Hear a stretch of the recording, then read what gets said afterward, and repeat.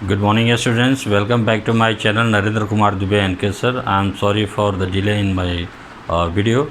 Actually, I made you wait for a long period.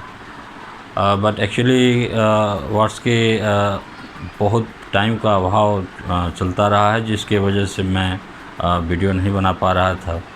और ऐसे ही बैठे बैठे मुझे थोड़ा सा बारिश वगैरह हो रही है, थोड़ा सा सुकून है, तो मैंने सोचा कि आज थोड़ा वीडियो बनाते हैं।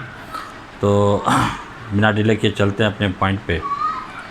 जो लास्ट वीडियो मैंने बनाया था वो था मेरा टेंस का, प्रेजेंट इंडेफिनिट टेंस का, जिसमें मैंने आपको बताया था कि प्रेजेंट इंडेफिनिट टेंस जो होता है वो कैसे टू बी, टू हैव और टू डू 3 तरह की क्रियाओं से बनता है।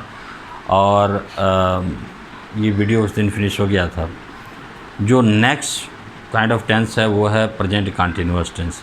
तो आते हैं उस पॉइंट पे, क्या क्या चीज़ें हैं जिसे हम अगर अच्छी तरह से समझ लेते हैं तो प्रेजेंट कंटिन्यूअस टेंस को समझने में आसानी हो जाती है।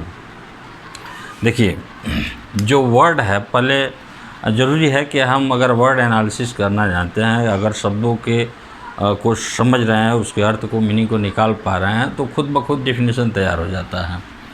हमारा जो प्रेजेंट टेंस के जो 4 काइंड्स है, उसमें जो सेकेंड नंबर का है वो है present continuous tense. Present continuous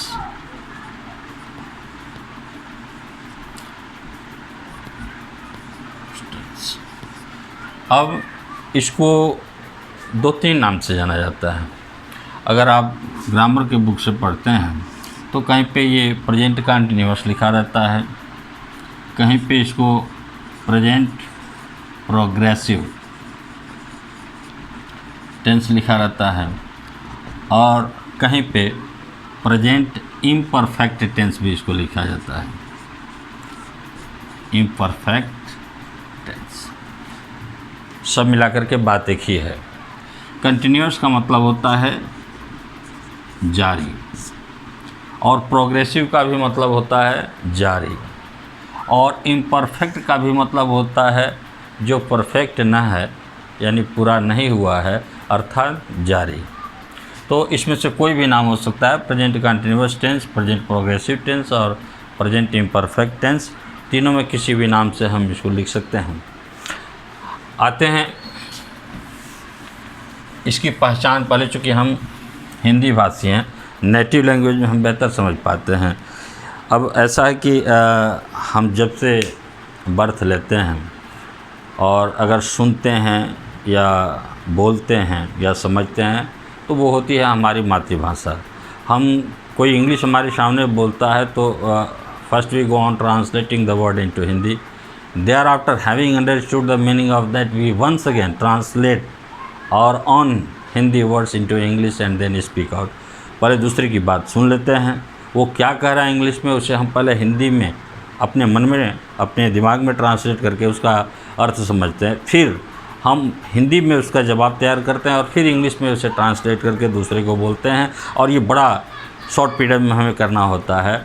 अगर हम शुरू से इंग्लिश नहीं बोलते हैं, हमारा अपना मदर टंग नहीं है, तो हम भारतवासियों के लिए, जो खास करके शहर में नहीं पले बड़े हैं, जहाँ इंग्लिश इन्वायरमेंट शुरू से ही हम जब बच्चा बोलना सीखता है तो हिंदी की जगह लोग माँ बाप या भाई या जो भी इस परिवार में है वो इंग्लिश में ही बोलना शुरू करता है, come here, sit down, don't do that. तो इस तरह से लोग बोलना, तो वो शुरू से उन चीज़ों को प्रैक्टिकल सीख जाता है। तो जो प्रैक्टिकल है उसके ज़ुबान पे तो वो लैंग्वेज है, वो वर्ड है, वो सेंटेंस है, उसे समझने की ज़रूरत नहीं, बस वो प्रैक्टिकल उस चीज़ को समझ रहा है। लिटरल उसका अगर हम उस बच्चे से कहें कि इसका ग्रामेटिकल जो है एनालिसिस कर दो कि कैसे है ये वर्ड तुमने बोला, कैसे आ गया, तो उसमें अधिकतर बच्चे फेलियर होते हैं। वो नहीं साबित कर पाते हैं कि इसमें ग्रामर का क्या हिसाब किताब बैठता नहीं। वो बस शुरू से बोलते हैं, जैसे हम भोजपुरी हिंदी बोलते हैं, इसके लिए हमें ग्रामर का, आप जितने भी वर्ड्स हैं, मुझे लगता है कि इसमें से 99% ऐसे होंगे जो व्याकरण में पारंगत नहीं हो गए, हिंदी में पारंगत नहीं है, फिर भी A1 का हिंदी बोलते हैं। भोजपुरी की हमारा कोई लिखित प्रति नहीं है, उसका कोई व्याकरण नहीं है, लेकिन हम जन्म काल से ही सुनते बोलते चले आते हैं और हम भोजपुरी फर्स्ट क्लास बोलते हैं, हिंदी फर्स्ट क्लास बोलते हैं, जबकि ग्रामर का हमें कोई ज्ञान नहीं होता है या हिंदी व्याकरण का कोई ज्ञान नहीं होता है। जब पढ़ते जाते हैं तो वो भी पूरी तरह से नहीं होता है। आप ग्रेजुएशन कर लेने के बाद भी ठीक ठाक हिंदी बोल लेते हैं, लेकिन विशुद्ध नहीं बोल पाते हैं। अगर आप बोलते हैं तो कहाँ पर का बोलना है, कहाँ पर की बोलना है, कहाँ, तो वो सब चीज़ें आप कहीं की जगह का बोलते हैं, का की जगह की बोलते हैं, बहुत सी अशुद्धियाँ होते रहती हैं। तो वो होते रहता है, क्यों? क्योंकि हम उतने डीपली व्याकरण को नहीं जानते हैं। तो ये तो अपनी भाषा रही। अब हम दूसरे की भाषा को जो समझते हैं तो उसके साथ तो अपना व्याकरण, उसका व्याकरण सब टैली करना होता है, तो थोड़ा सा टफ हो जाता है। इसलिए ग्रामेटिकल शुद्ध इंग्लिश बोलने के लिए हमें या तो मेहनत करके ग्रामर के हर बिंदुओं को समझते हुए, एनालिसिस करते हुए बोलना है, या फिर हम एक ऐसे इन्वायरमेंट में जहाँ शुरू से ही बोला जाता है वो एक्यूरेसी के साथ वो उन्हें बर्स्ट आउट इंग्लिश आती है, जुबान पे एकदम सेट है और वो बिल्कुल ग्रामेटिकल सही है, वो बोलते जाते हैं। और जिनका ऐसा नहीं है, अगर वो ऐसे भी बोलते चलते चले आते तो ग्रामेटिकल एरर उसमें होता है, जिसे माइंड नहीं किया जाता। लेकिन बोलने के लिए वो उनका जो वे ऑफ स्पीकिंग है, जो दूसरे को समझ में आ जाए भाषा, इस तरह का उनका लैंग्वेज होता है, तो कोई प्रॉब्लम नहीं है। हम पढ़ रहे हैं ग्रामर, आते हैं पढ़ते। तो सबसे पहली चीज़ है कि हम हिंदी में पहले कैसे पहचानते हैं, तो इसकी जो पहचान बनती है वो होती कि जो हिंदी क्रिया है,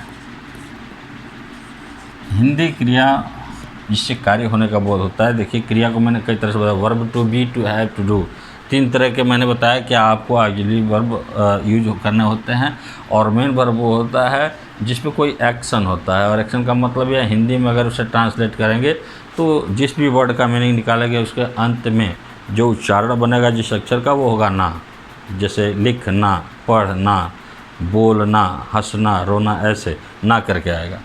तो यहाँ हिंदी क्रिया के अंत में पहचान के लिए हम कैसे समझते हैं कि ये किस टेंस का है, तो रहा है, रही है, रहे हैं आदि शब्द आते हैं, ऐसे शब्द आते हैं। अब ये तो हो गया कि हिंदी में हमने वाक्य पहचान लिया कि इसके अंत में रहा है, रही है, रहे हैं जैसा शब्द अगर आ रहा है तो यह प्रेजेंट कंटिन्यूअस टेंस का है। इंग्लिश में कैसे इसे पहचानेंगे, तो इंग्लिश में पहचानने का 2 तरीका है। एक होता है इसका जो ऑक्सिलरी वर्ब है जिसे हेल्पिंग वर्ब कहते हैं, और दूसरा होता है मेन वर्ब। तो इसमें जो ऑक्सिलरी वर्ब का यूज़ किया जाता है वो होता है इज, एम, आर। आपको पता है इज किसके साथ लगता है, 3rd person singular number. Are का प्रयोग होता है 1st person plural, 2nd person, 3rd person plural number, इनके साथ आर का प्रयोग होता है, और आई के साथ एम का प्रयोग होता है। जैसे आप पहले पढ़ चुके हैं टू बी के यूज में, तो ये इज, एम, आर लगते हैं, और खाली इज, एम, आर लग जाना ही काफ़ी नहीं है प्रेजेंट कंटिन्यूअस टेंस को समझने के लिए। क्योंकि यदि हम लिखते हैं कि राधा इज अ गर्ल, तो इसमें भी इज आया है, तो इसका मतलब ये नहीं हुआ कि ये कंटिन्यूअस टेंस हो गया। बहुत से ऐसे सेंटेंस पूछिए, आप ही में से, आप व्यूअर में से बहुत से ऐसे होंगे जिनसे अगर पूछा जाए कि मोहन एक विद्यार्थी है या मोहन एक खिलाड़ी है, तो उसमें मोहन इज अ प्लेयर में इज जो आया है उस हिसाब से यह किस टेंस में बनता है, तो तपाक से बोल देंगे कि ये कंटिन्यूअस टेंस का है। ऐसा नहीं है। कंटिन्यूअस कब माना जाएगा, ये देखो, ये सब्जेक्ट है, ये हमारा लिंकिंग वर्ब कहलाता है। इसको मैंने पहले पढ़ाया होगा। ये लिंकिंग वर्ब है और ये इसका कम्प्लीमेंट है। ये टू बी का है, इसको लिंकिंग वर्ब कहते हैं। यहाँ पे ये कंटिन्यूअस, क्योंकि इसमें कोई एक्शन हो ही नहीं रहा है, काम हो ही नहीं रहा है। तो ये इज, एम, आर प्लस इनके साथ क्या आना चाहिए, तब वो कंटिन्यूअस टेंस बनाएगा। तो वो होता है V4। V4 का मतलब है वर्ब में ing जोड़ करके, यानी ing लगने से क्या बनता है, वो प्रेजेंट पार्टिसिपल बनता है, प्रेजेंट पार्टिसिपल। और आपको मैंने पहले बताया होगा या फिर वर्ब पढ़ाऊँगा तो उसमें आपको बताऊँगा नॉन फाइनाइट वर्ब और फाइनाइट वर्ब दोनों में डिफरेंस, और ये नॉन फाइनाइट वर्ब का ही पार्ट है। तो ये जो होता है इसे V4 को प्रेजेंट पार्टिसिपल कहते हैं। यानी तात्पर्य है कि auxiliary verb is am are plus ये V4 आना चाहिए, तब जाकर के कंटिन्यूअस टेंस बनता है। अब समझते हैं कैसे, एग्जाम्पल लेते हैं।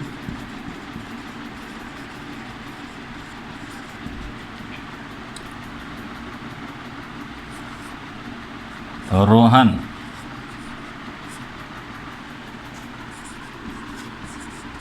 बांसुरी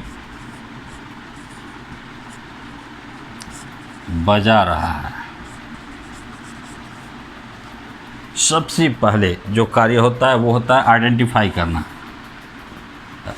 बजा रहा है, यानी ये कंटिन्यूअस टेंस का हमने समझ लिया कि रहा है तात्पर्य है कि कंटिन्यूअस टेंस की पहचान बनती है। अब चलते हैं ट्रांसलेशन पे। तो जो रूल हमारा होता है SVO या SVC, subject verb complement subject verb object, उस आधार पर सबसे पहले हम रोहन का प्लेसमेंट करते हैं, यानी सब्जेक्ट चुनते हैं, रोहन हो गया।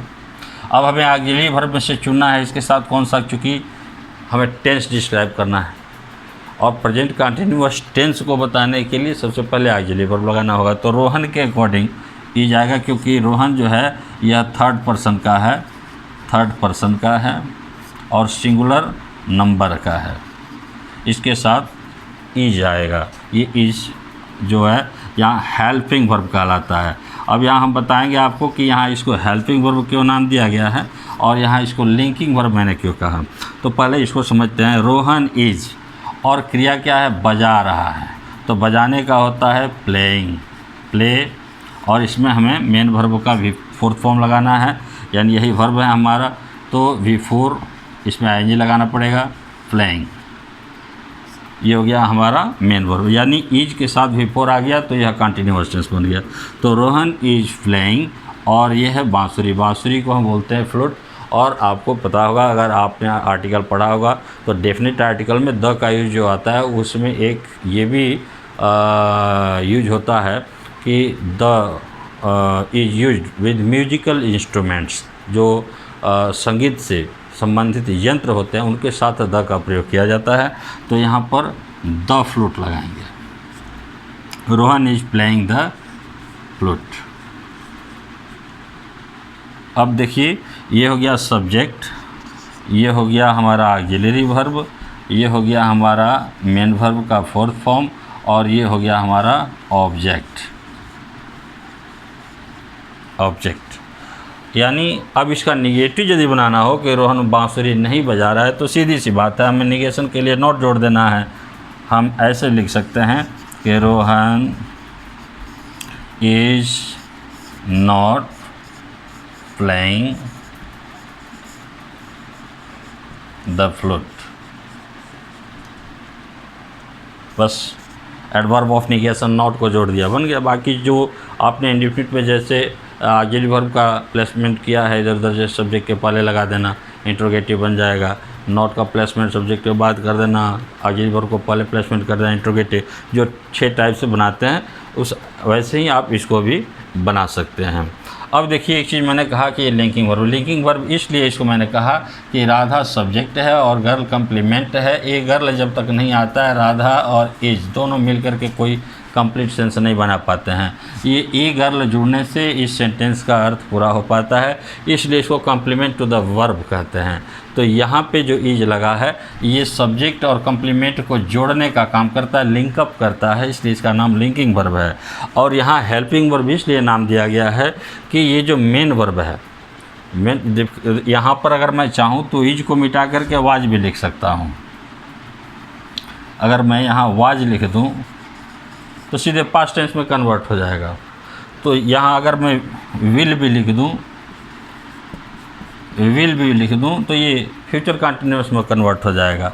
मतलब ये है कि अगर हमें कुछ बदलना है इसमें तो ऑक्सिलरी वर्ब को ही बदलना है, बाकी फ्लेइंग में कोई चेंजिंग नहीं है।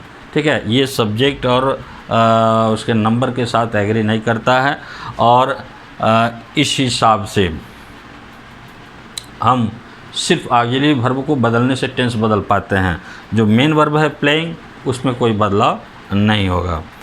तो यहाँ ये हेल्प करता है टेंस बताने के लिए। ये जो एक्शन है प्लेइंग किस काल में हो रहा है, वर्तमान में या भूत में या भविष्य में होगा, तो इन तीनों में किस टेंस में ये घटनाक्रम का जिक्र करना है उसको बताने के लिए इज का प्रयोग किया गया है।